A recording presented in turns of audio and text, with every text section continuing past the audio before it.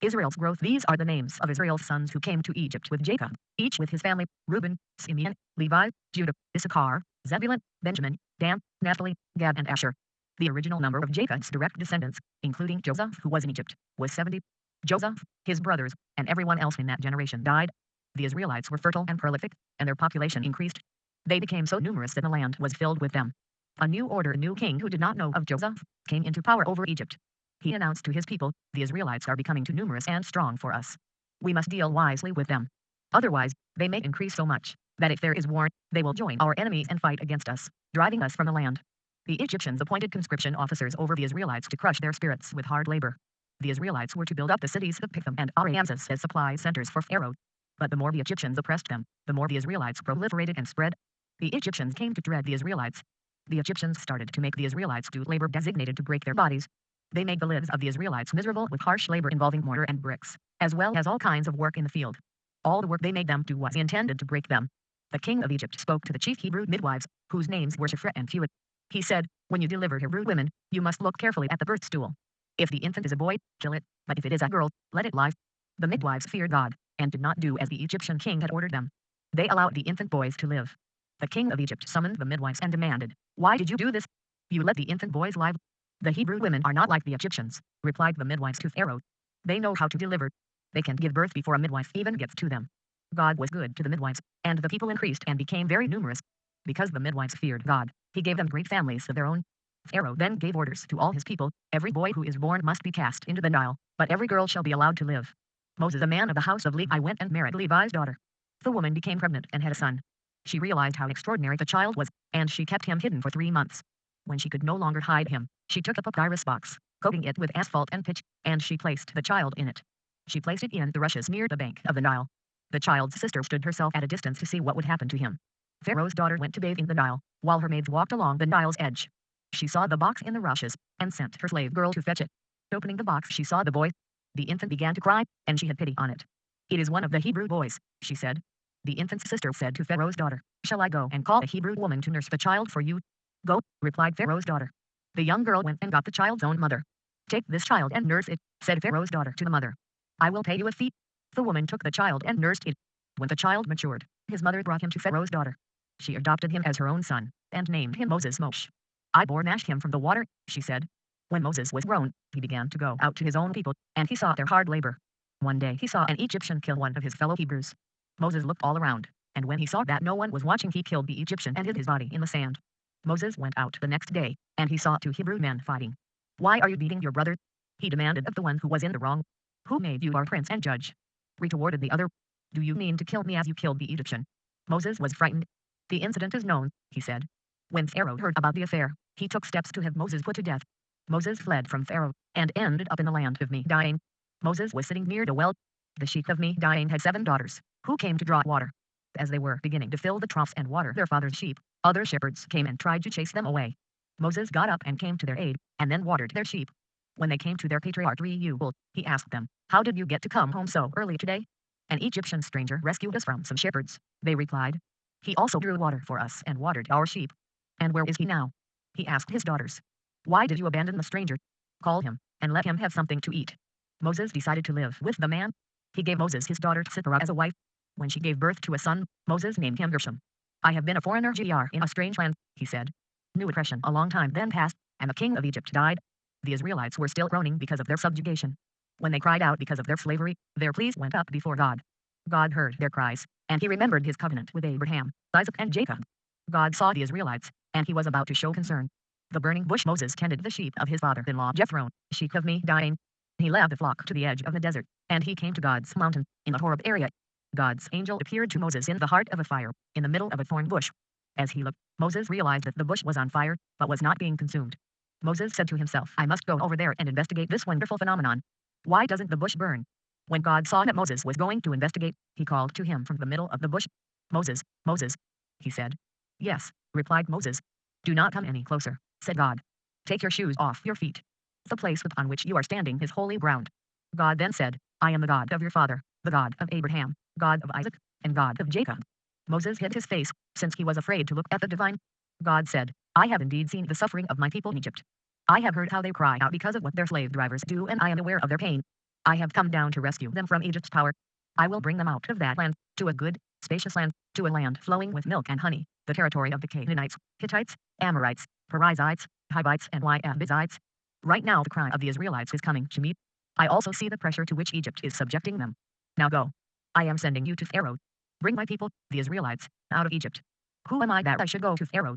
Said Moses to God. And how can I possibly get the Israelites out of Egypt? Because I will be with you, replied God. Proof that I have sent you will come when you get the people out of Egypt. All of you will then become God's servants on this mountain. Moses said to God, so I will go to the Israelites and say, your father's God sent me to you. They will immediately ask me what his name island. What shall I say to them? I will be who I will be, replied God to Moses. God then explained, this is what you must say to the Israelites, I will be sent me to you.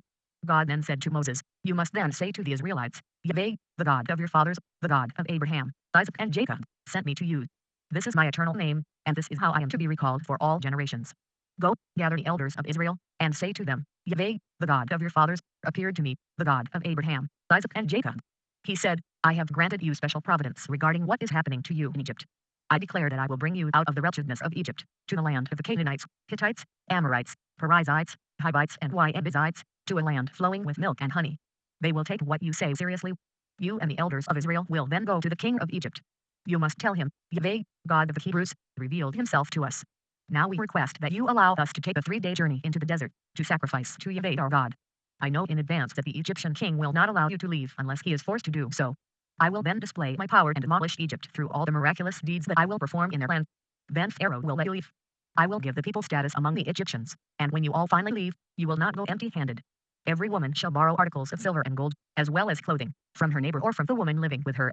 You shall load this on your sons and daughters, and you will thus drain Egypt of its wealth. The burning bush. When Moses was able to reply, he said, but they will not believe me. They will not listen to me. They will say, God did not appear to you. What is that in your hand? Ask God. The staff. Throw it on the ground. When Moses threw it on the ground, it turned into a snake, and Moses ran away from it. God said to Moses, reach out and grasp its tail. When Moses reached out and grasped the snake, it turned back into a staff in his hand. This is so that they will believe that God appeared to you, he said. The God of their fathers, the God of Abraham, Isaac and Jacob. God then said to Moses, place your hand on your chest inside your robe. When Moses placed his hand in his robe and removed it from his chest, it was leprous, as white as snow. Place your hand in your robe again, said God. Moses placed his hand back into his robe, and when he removed it from his chest, his skin had returned to normal. If they do not believe you, said God, and they do not pay attention to the first miraculous sign, then they will believe the evidence of the second sign. And if they also do not believe these 2 signs, and still do not take you seriously, then you shall take some water from the Nile and spill it on the ground. The water that you will take from the Nile will turn into blood on the ground. Moses pleaded with God. I beg you, O God, I am not a man of words, not yesterday, not the day before, not from the very first time you spoke to me. I find it difficult to speak and find the right language. Who gave man a mouth? Replied God. Who makes a person dumb or deaf? Who gives a person sight or makes him blind? Is it not I, God? Now go. I will be with your mouth and teach you what to say. I beg you, O Lord, exclaimed Moses. Please, send someone more appropriate. God displayed anger toward Moses. Is not Aaron the Levite your brother? He said. I know that he knows how to speak. He is setting out to meet you, and when he sees you, his heart will be glad.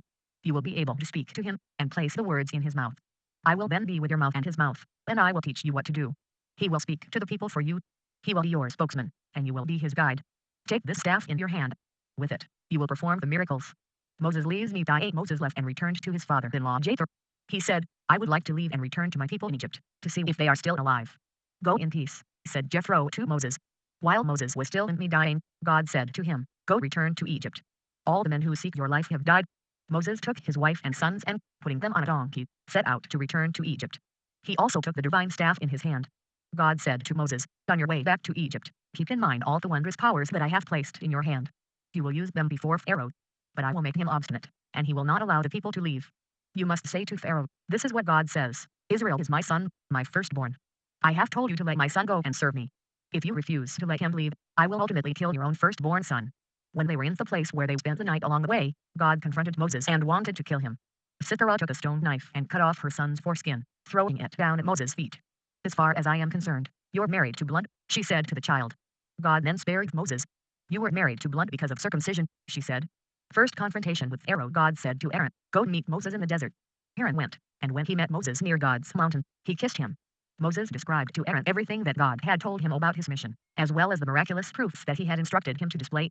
Moses and Aaron went to Egypt, and they gathered all the elders of Israel. Pharaoh related all the words that God had told Moses, and he demonstrated the miraculous proofs before the people. The people believed. They accepted the message that God had granted special providence to the Israelites, and that he had seen their misery. They bowed their heads and prostrated themselves. First confrontation with Pharaoh. Moses and Aaron then went to Pharaoh and said, "This is what Yahweh, God of the Hebrews, declares, let my people leave, so they can sacrifice to me in the desert." Pharaoh replied, "Who is Yahweh that I should obey him and let Israel go? I do not recognize Yahweh, nor will I let Israel leave. The God of the Hebrews has revealed himself to us," said Moses and Aaron. "Please allow us to take a 3-day journey into the desert, and let us sacrifice to Yahweh our God. Otherwise, he may strike us down with the plague or the sword." The Egyptian king said to them, "Moses and Aaron, why are you distracting the people from their work? Get back to your own business. The peasants are becoming more numerous," said Pharaoh, "and you want them to take a vacation from their work?" That day, Pharaoh gave new orders to the people's administrators and foremen. He said, "Do not give the people straw for bricks as before. Let them go and gather their own straw. Meanwhile, you must require them to make the same quota of bricks as before. Do not reduce it. They are lazy, and are protesting that they want to go sacrifice to their God. Make the work heavier for the men, and make sure they do it. Then they will stop paying attention to false ideas." The administrators and foremen went out and told the people, "Pharaoh has said that he will no longer give you straw. You must go and get your own straw wherever you can find it. Meanwhile, you may not reduce the amount of work you must complete." The people spread out all over Egypt to gather grain stalks for straw. The administrators pressured them and said, "You must complete your daily work quota, just as before when there was straw." The Israelite foremen, whom Pharaoh's administrators had appointed, were flogged. They were told, "Yesterday and today you did not complete your quotas. Why didn't you make as many bricks as before?" The Israelite foreman came and protested to Pharaoh, "Why are you doing this to us?" They said, "We are no longer given straw, but we are told to make bricks. We are the ones being flogged, but it is your people's fault. You are lazy," retorted Pharaoh. "Lazy? That's why you are saying that you want to sacrifice to God. Now go. Get to work. You will not be given any straw, but you must deliver your quota of bricks." The Israelite foremen realized that they were in serious trouble. They had been clearly told that they could not reduce their daily brick quota. When they were leaving Pharaoh, the foremen encountered Moses and Aaron waiting to meet them. "Let God look at you and be your judge," they said. "You have destroyed our reputation with Pharaoh and his advisors. You have placed a sword to kill us in their hands." Moses returned to God and said, "O Lord, why do you mistreat your people? Why did you send me? As soon as I came to Pharaoh to speak in your name, he made things worse for these people. You have done nothing to help your people." First confrontation with Pharaoh. God said to Moses, "Now you will begin to see what I will do to Pharaoh. He will be forced to let them go. Not only that, but he will be forced to drive them out of his land.